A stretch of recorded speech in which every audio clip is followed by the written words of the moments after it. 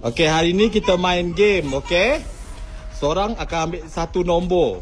Jangan tunjuk nombor ni kat Pak Long, okey? For example lah, kalau Pak Long kata Pak Long nak sebut nombor, Pak Long nak tangkap yang nombor satu. Tapi kalau Pak Long tangkap salah orang, salah nombor, awak menang, kita pergi 7E, okey? Kalau Pak Long tangkap nombor yang betul, Pak Long menang, semua duduk rumah, okey?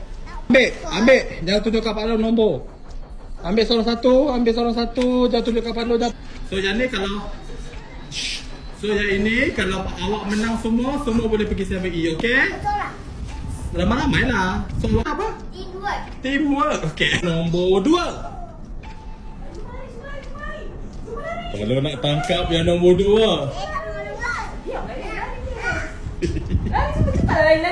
Kalau nak tangkap yang siapa nombor 2 ni? Kalau rasa Zara nombor 2 ni. Zara nombor 2 ni. Zara nombor 2.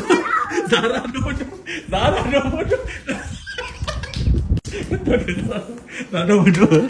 Betul ke Zara nombor 2?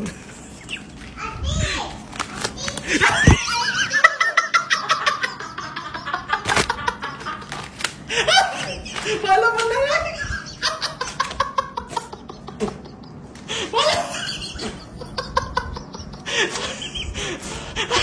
Awak kalah semua, no 7E.